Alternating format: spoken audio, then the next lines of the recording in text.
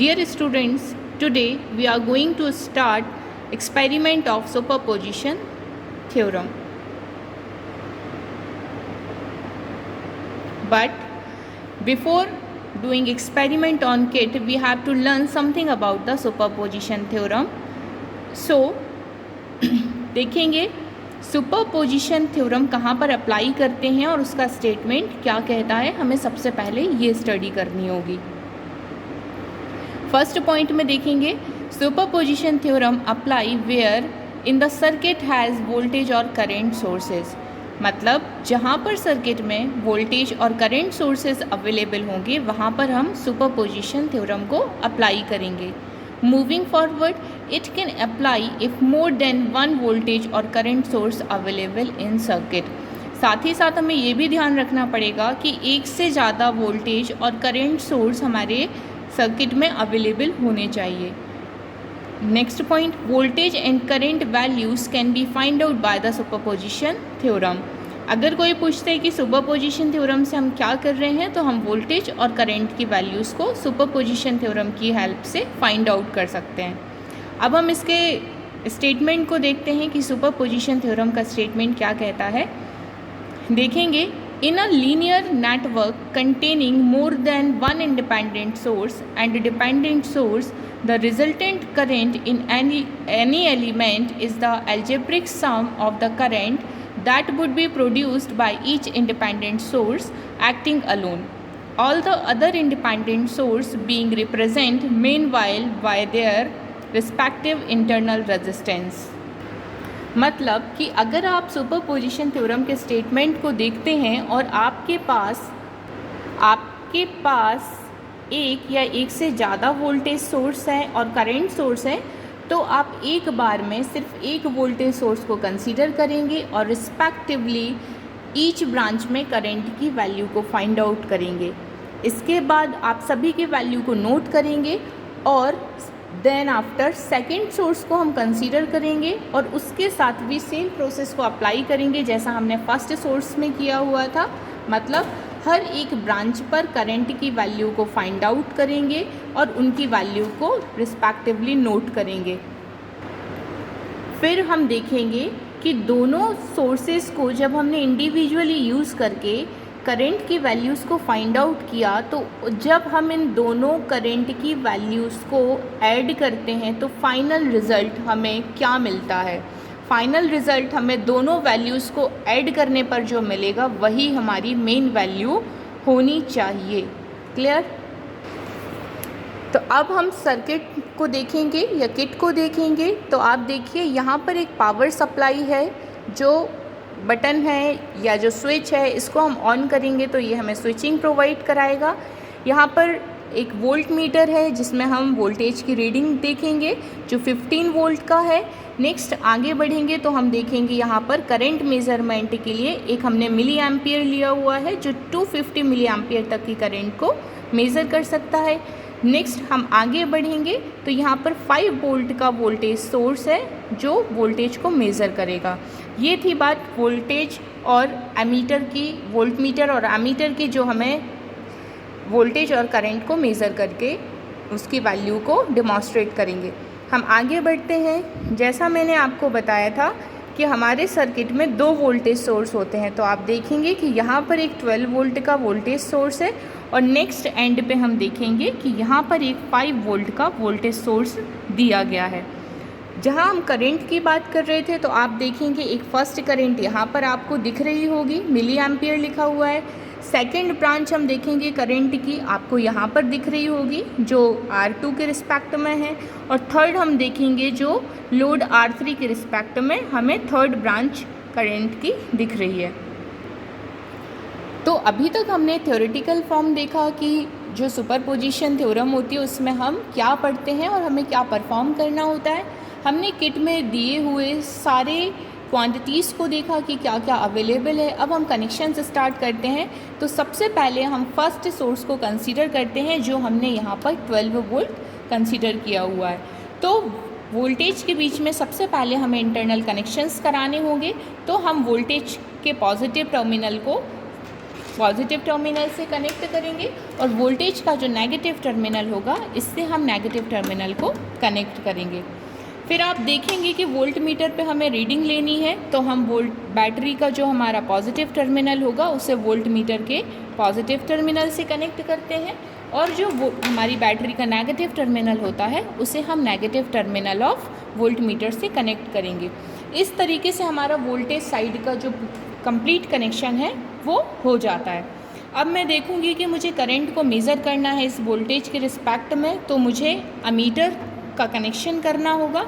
तो सबसे पहले मैं R1 के क्रॉस जो हमारी करंट की ब्रांच है उसे कंसीडर करते हैं। तो कनेक्शंस कुछ इस तरीके से होंगे।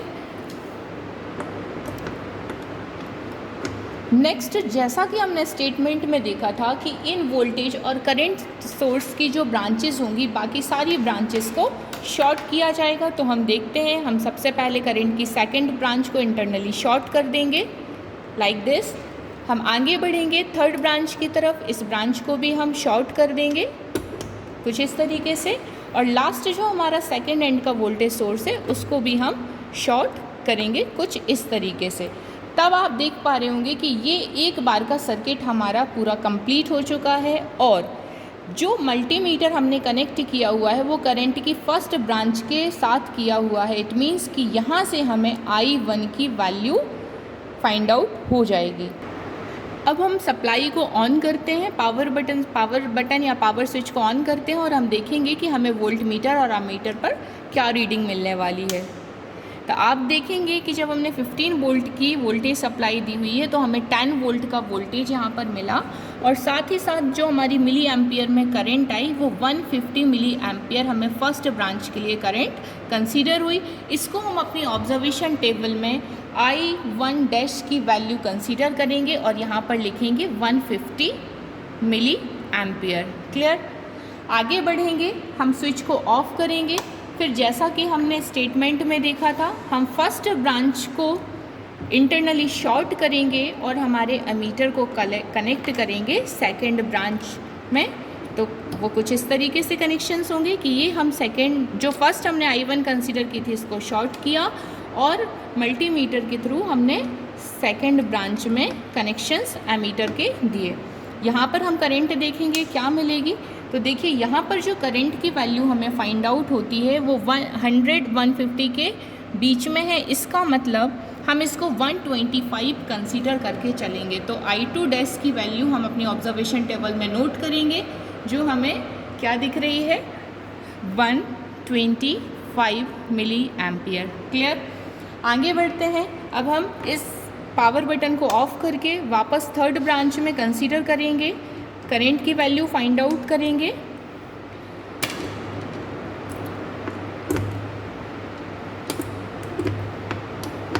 कुछ इस तरीके से और सेकंड ब्रांच को हम कर देंगे शॉर्ट। फिर हम देखते हैं कि यहाँ पर हमें क्या वैल्यूज़ फाइंड आउट होती है। यहाँ पर हमें नेगेटिव में वैल्यू फाइंड आउट हो रही है तो हम एक बार इसके इंटरनल कनेक्शंस को चेंज करके देखेंगे, हो सकता है कुछ कनेक्शन प्रॉब्लम हो। अब आप देख पा रहे होंगे कि जब हम थर्ड ब्रांच में करंट की वैल्यू को कंसीडर करेंगे तो ये हमें I3 की वैल्यू 25 मिली एम्पियर जो हमने I3 डैश कंसीडर की हुई है वो हमने यहाँ पर नोट की। तो ये जो पूरा अभी तक हमने कैलकुलेशन किया ये हमारा फर्स्ट सोर्स से कैलकुलेशन था कि हमने हर एक ब्रांच में करंट की वैल्यू को फाइंड आउट किया।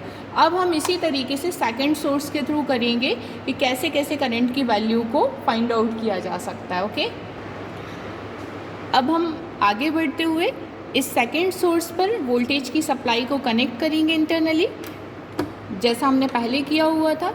इसमें हम वोल्टेज सोर्स पर देखेंगे कि हम पॉजिटिव टर्मिनल को वोल्ट मीटर से कनेक्ट करेंगे और नेगेटिव टर्मिनल को नेगेटिव टर्मिनल से कनेक्ट करेंगे। ये हमारा वोल्टेज का कनेक्शन हो जाता है। सेकेंड एंड पर हमें क्या देखना है कि जो सेकेंड एंड पर हमारा वोल्टेज सोर्स है इसे हमें शॉर्ट करना है क्योंकि पहले हमने इसको यूज़ किया था और सेकेंड एंड वाले सोर्स को शॉर्ट किया हुआ था। अब हम सेकेंड वाले को यूज़ करेंगे और फर्स्ट वाले सोर्स को शॉर्ट करेंगे। फिर यहाँ हम मल्टीमीटर के कनेक्शंस प्रोवाइड कराएंगे। तो मैं सबसे पहले इस वाली ब्रांच को I1 कंसीडर करूँगी। तो कनेक्शंस कुछ इस तरीके से होंगे। बाकी सारी ब्रांचेस को मुझे क्या करना होगा, शॉर्ट करना होगा इस तरीके से जैसे हमने पहले किया हुआ था। शॉर्ट करना बहुत सिंपल है, दोनों एंड ऑफ टर्मिनल को हम एक साथ एक ही वायर से कनेक्ट कर देंगे तो वो शॉर्ट हो जाएंगे। ओके, तब अब हम देखेंगे कि हमें करंट की वैल्यू क्या फाइंड आउट हुई। तो हम यहाँ पर जो I1 की वैल्यू है वो हमें 25 मिली एम्पियर कंसीडर हुई है या फाइंड आउट हुई है, जो हम यहाँ पर लिखेंगे I1 की जो वैल्यू है 25 मिली एम्पियर है। इसी सेम प्रोसीजर से आप यहाँ पर I2 की कोई वैल्यू फाइंड आउट करेंगे और यहाँ पर आप I3 की वैल्यू को फाइंड आउट करेंगे। इसके बाद आप देखेंगे कि जब इसको हम कंप्लीट कैलकुलेट करेंगे तो वो किस तरीके से किया जाएगा। इसको कम्प्लीटली कैलकुलेट करने के लिए हमें I1 की वैल्यू को फाइंड आउट करना पड़ेगा। तब देखिए I1 की वैल्यू कैसे निकलेगी।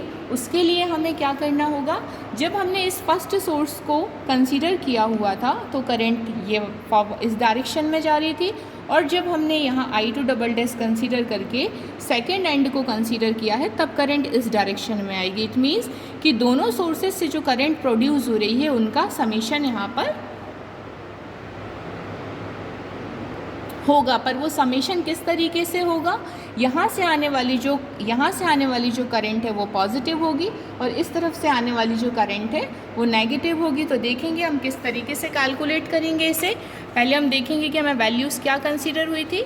मुझे कुछ इस तरीके से कैलकुलेट करना होगा, I1 माइनस I1 तो हमने I1 की जो वैल्यू हमें मिली थी वो 150 थी, और यहाँ पर I1 की जो वैल्यू थी वो 25 मिली एम्पियर थी। तो हमारा जो फाइनल कैलकुलेशन आएगा वो क्या आएगा, 125 मिली एम्पियर। अब मैं दोनों सोर्सेज के साथ कनेक्ट करके ये देखूँगी कि क्या ये सेम वैल्यू हमें I1 की फाइंड आउट हो रही है या नहीं। अगर ये हो जाता है इसका मतलब कि हमारी जो सुपरपोजिशन थ्योरम है वो कम्प्लीटली वेरीफाई होती है। ओके, तो स्टूडेंट्स अब हम लास्ट पॉइंट पर हैं। अब हमें लास्ट अपने यहाँ पर वैल्यू फाइंड आउट करनी है, और वो क्या है, रिजल्टेंट करंट की वैल्यू फाइंड आउट करनी है। उसको फाइंड आउट करने के लिए हम हमारे दोनों वोल्टेज सोर्सेज को एक साथ यूज़ करेंगे। देखेंगे कुछ इस तरीके से।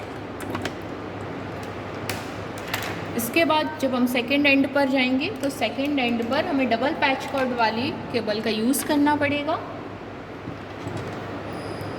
कुछ इस तरीके से, और इससे हमें कनेक्ट करना पड़ेगा हमारे वोल्ट मीटर को।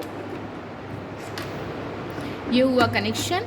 बाकी ब्रांचेस को हमें शॉर्ट करना है। इस वाले वीडियो में हम बीच वाली करंट की वैल्यू को फाइंड आउट करते हैं जो रिजल्टेंट करंट होगी। तो अगर इस पे फाइंड आउट करना, इट मीन्स कि बाकी सारी ब्रांचेस पर जो करंट है वो शॉर्ट होना चाहिए। ये शॉर्ट हो गए हैं बाकी सारी ब्रांचेस पर करंट।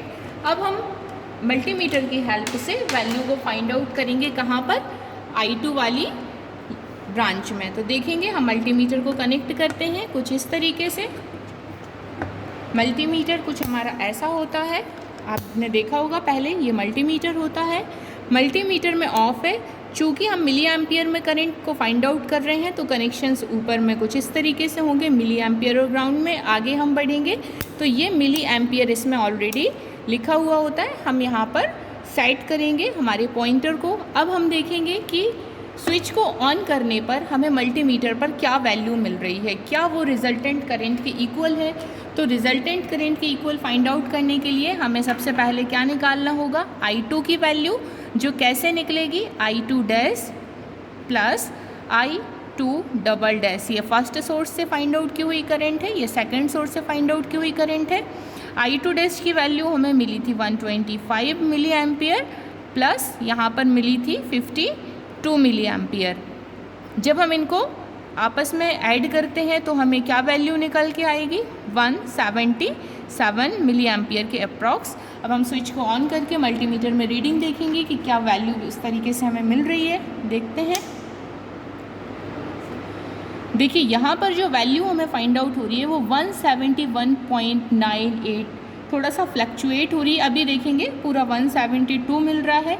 कोई बात नहीं, कभी कभी टेक्निकल एरर की वजह से थोड़ी बहुत एरर आती ही रहती है, तो कोई दिक्कत नहीं है। लेकिन हम अपनी जो वैल्यू हमारी 177 मिली एम्पियर थी उसके बिल्कुल अप्रॉक्सीमेट वैल्यू हमें मिल रही है, आसपास की वैल्यू। इस तरीके से हमारी जो सुपरपोजिशन थ्योरम है वो कंप्लीट होती है कि उसका प्रैक्टिकल कैसे किया जाता है किट पर। बहुत सिंपल है, आपको वन टाइम में ओनली वन सोर्स को कंसीडर करके एक बार में एक ही ब्रांच में करंट फाइंड आउट करनी है। बाकी जो सोर्सेज होंगे, वोल्टेज सोर्स हो या करंट सोर्स, उन सभी को आपको शॉर्ट करना है। फिर सेकेंड टाइम में आपको सेकेंड वोल्टेज सोर्स को कंसीडर करके एक एक ब्रांच पर करंट की वैल्यू को फाइंड आउट करके नोट करना है, और सेकेंड एंड पर जो आपका वोल्टेज सोर्स है उसे आपको शॉर्ट करना है और बाकी की सारी करंट्स को आपको शॉर्ट करना है। जब आप ऐसा करोगे तो फाइनली आपकी जो टू वैल्यूज़ निकलेंगी, जैसे दोनों एंड के साथ निकलेंगी, एक बार I1, I2, I3 निकलेंगी, एक बार I1 डैश, I2 डैश और I3 डैश निकलेंगी। फिर जब आप इनकी रिजल्टेंट वैल्यू को फाइंड आउट करोगे तो उनसे आपको फाइनल वैल्यू निकल के आएगी। इस तरीके से हमें सुपरपोजिशन के एक्सपेरिमेंट को परफॉर्म करना है। थोड़ा सा लंबा है क्योंकि आपको एक एक बार में एक एक सोर्स की यूज़ करके ही आपको एक एक ब्रांच में करंट फाइंड आउट करनी है, पर लेंदी होने के साथ साथ ये बहुत सिंपल भी है। Thank you.